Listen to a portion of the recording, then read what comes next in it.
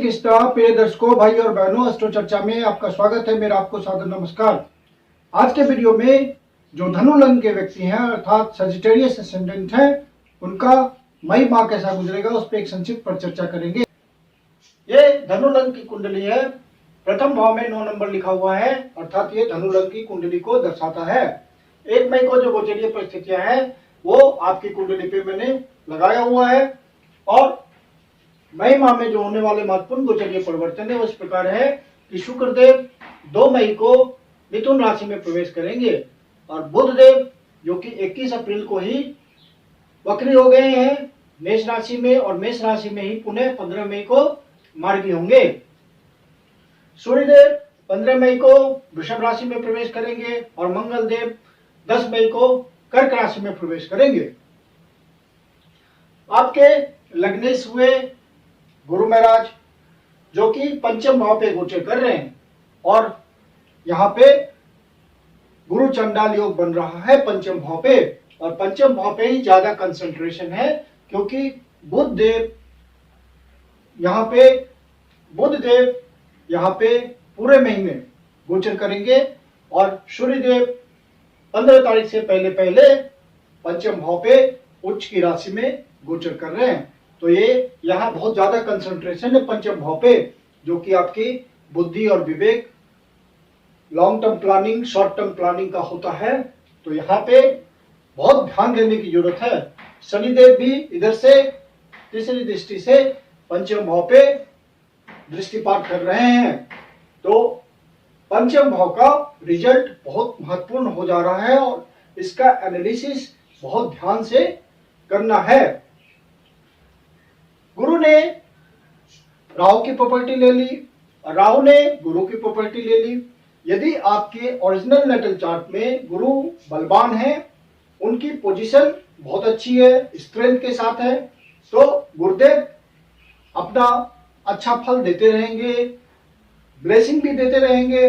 लेकिन चूंकि पाप पीड़ित तो हो ही जाएंगे राहु की वजह से, बुधदेव ने स्थिति संभाल के रखनी है, सूर्यदेव को बचा के रखना है क्योंकि यहाँ पे बुध आदित्य योग बन रहा है। बुधदेव ने सूर्यदेव की पॉजिटिविटी को मेंटेन करने में मदद करेंगे और चूंकि सूर्यदेव उच्च के हैं तो यहाँ का अच्छा फल आएगा सूर्यदेव की तरफ से, क्योंकि ये भाग्येश भी हैं।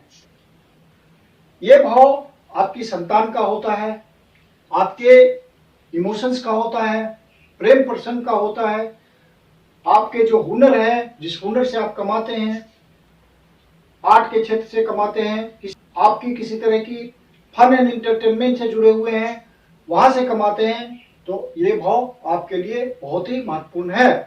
स्पेकुलेशन के क्षेत्र में है, शेयर मार्केट के धंधे में है, तो ये भाव आपके लिए बहुत ही महत्वपूर्ण हो जाता है।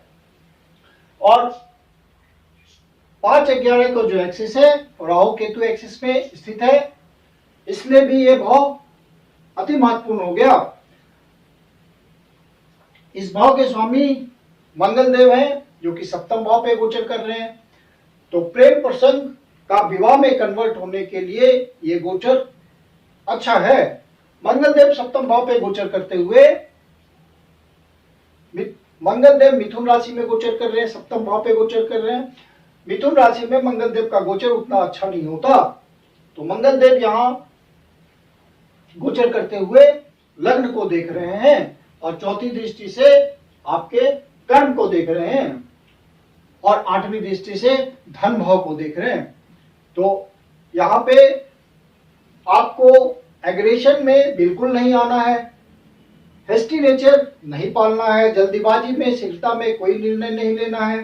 फिर मंगल देव चूंकि आपके कर्म भाव को देख रहे हैं और कर्म भाव के स्वामी बुध देव वहां से अष्टम है, तो कर्म भाव में ट्रांसफॉर्मेशन दिखता है और वो ट्रांसफॉर्मेशन आपने डिसीजन सही से लिया तो वो अच्छा हो सकता है, और डिसीजन गलत से लिया तो वो ट्रांसफॉर्मेशन जो भी आप कर्म में परिवर्तन करेंगे, सपोज कोई जॉब चेंज करेंगे, तो आपके लिए खराब हो जाएगा यदि आपने डिसीजन सही से नहीं लिया।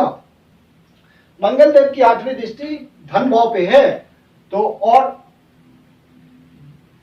और ये भाव वाणी का भी भाव होता है।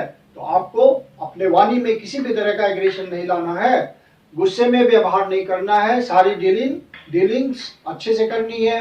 यदि आप माता पिता के व्यापार को आगे बढ़ाते हैं, कुटुंबजनों के साथ व्यापार करते हैं, तो वहां सारी डीलिंग्स अच्छी होनी चाहिए, किसी तरह की कटुता नहीं होनी चाहिए, का आवेश नहीं होना चाहिए, अन्यथा धन संचय करने के बजाय धन का क्षय होगा, आप धन संचय नहीं कर पाएंगे, सारे रिजल्ट्स आपके नेगेटिव होंगे। फिर मंगलदेव 10 तारीख को अष्टम भाव पे आ जाएंगे।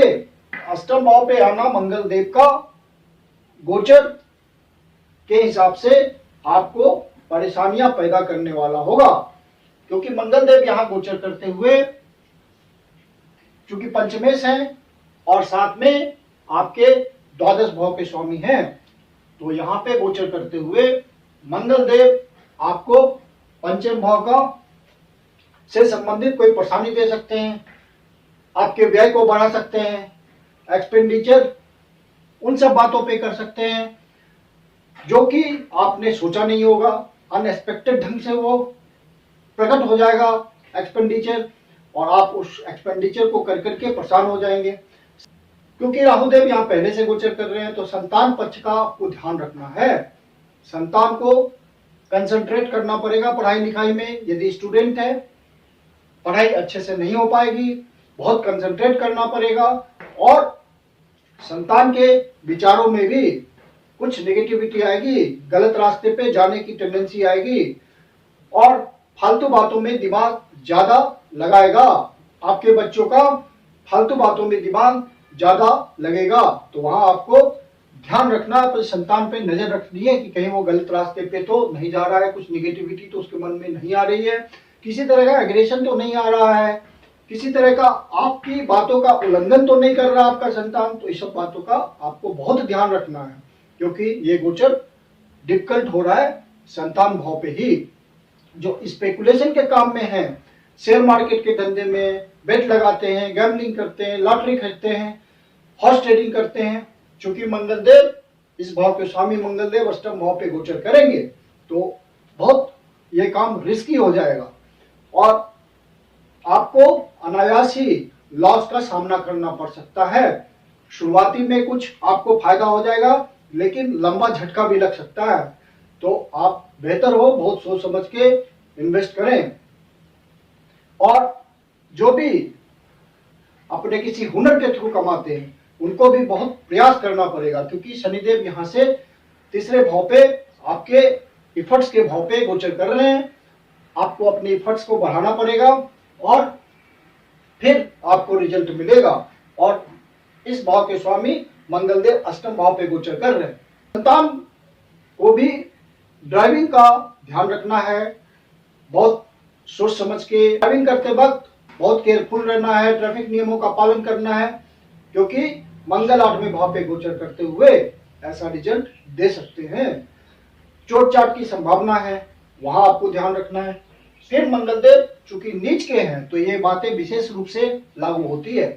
स्वास्थ्य संबंधी परेशानी भी आ सकती है, पेट की समस्या विशेष रूप से इस समय आपको परेशान करेगी। वहां आपको मेडिटेशन, मेडिकेशन, योगा, एक्सरसाइज, इन सब बातों के थ्रू अपने आप को ठीक रखना है। यदि आप सीनियर सिटीजन हैं, 65 के ऊपर हैं, तो ये बातें विशेष रूप से लागू होंगी। पंचम भाव आपके बुद्धि, विवेक और प्लानिंग का होता है, तो राहुदेव यहाँ पे आपको ऑब्सेस्ड कर देंगे उन सब बातों के प्रति। ड्रीम ज्यादा हाई हो जाएंगे आपके, और धरातल से आप ऊपर उठ जाएंगे। हवा में बातें करेंगे, हवा में सोचेंगे, तो आपको धरातल पे रहना है। और इस बात का ध्यान रखना है कि पंचम भाव पे गुरु चंडाल योग बन रहा है, तो बहुत प्रैक्टिकल रहना है। हालांकि आपको राहुदेव यहाँ गोचर करते हुए चूंकि 1, 2, 3, 4 ग्रह आपके 11वें भाव को देख रहे हैं, तो इच्छा पूर्ति जरूर करेंगे राहुदेव, आपको फायदा पहुंचेगा। लेकिन आपको गलत डिसीजन नहीं लेना है कि धरातल पर रह करके ठोस रूप से, व्यवहारिक रूप से अपनी प्लानिंग को करनी है। बुध आपके 21 अप्रैल को ही बकरी हो चुके हैं, तो आपको कोई भी धोखाधड़ी वाली बात नहीं करनी है, किसी को चीटिंग नहीं करना है, नहीं तो बुध देव आपको बाद में नेगेटिव परिणाम दे देंगे। जो भी करना है ऑनेस्टी और ईमानदारी के साथ करना है, क्योंकि शनिदेव यहाँ से भी तीसरी दृष्टि से आपका जजमेंट कर रहे हैं। कर्म के कारक आपके तीसरे भाव में बैठे हैं। प्रयास आप सही ढंग से करेंगे, ऑनेस्टली करेंगे और डेडिकेशन के साथ करेंगे और निर्विकार भाव से करेंगे तो शनिदेव का सहयोग आपको मिलेगा। आपके एफर्ट्स फ्रूटफुल होंगे। शनिदेव यहाँ गोचर करते हुए आपके भाग्य भाव को भी देख रहे हैं, तो यहाँ भी आपको बहुत भाग्य के उत्थान के लिए प्रयास तो करना ही पड़ेगा। भाग्य का साथ लेने के लिए आपको कर्म में प्रवृत्त होना पड़ेगा।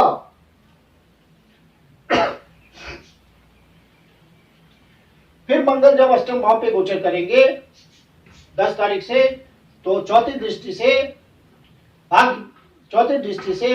आपके इच्छा पूर्ति के भाव को देखेंगे। तो इच्छा पूर्ति का भाव आपका अचानक से फलित हो सकता है।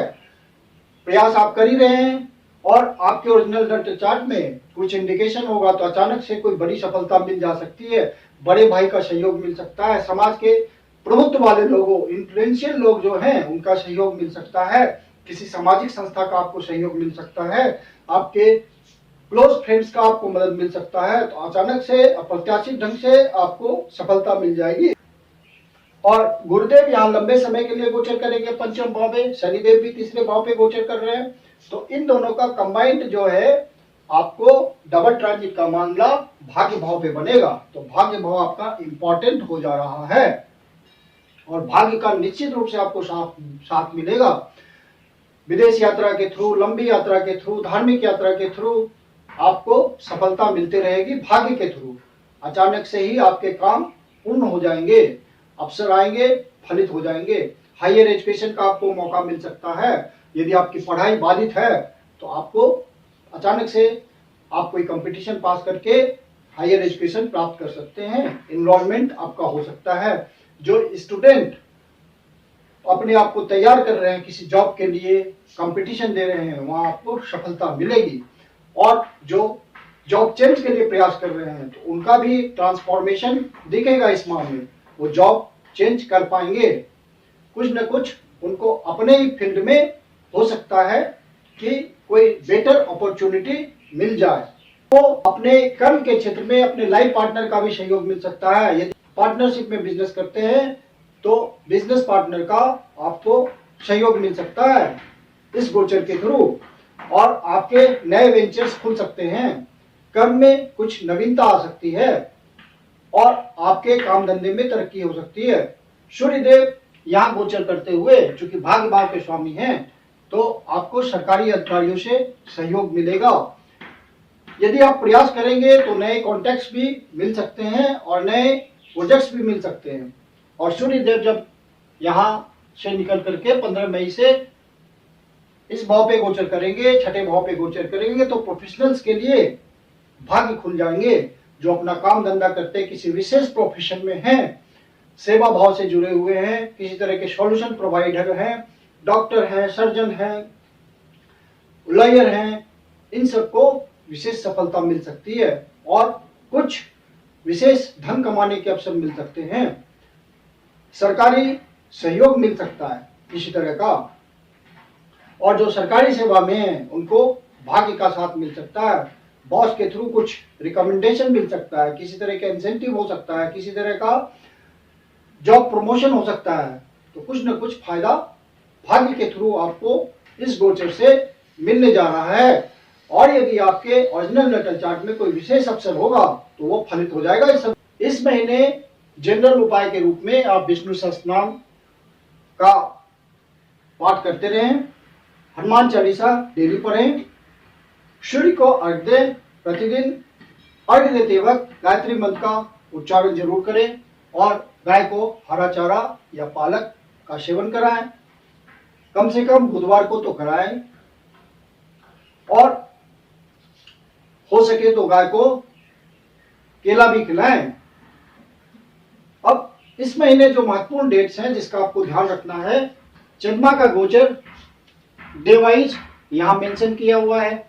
जब चंद्रदेव छठे भाव पे आएंगे, शुक्रदेव 2 तारीख को ही आपके सप्तम भाव पे गोचर करेंगे। तो सप्तम भाव पे गोचर करते हुए आपको ध्यान रखना है कि फिजिकल अट्रैक्शन आपका बढ़ेगा। तो आपको किसी गलत रास्ते पे नहीं जाना है, इलीगल रिलेशन में नहीं फंसना है, पूरी समर्पण रखनी है अपने लाइफ पार्टनर के प्रति। और जो युवा वर्ग हैं उनको बहुत सोच समझ के किसी रिलेशन को बनाना है, नहीं तो नेगेटिव बातों का सामना करना पड़ेगा।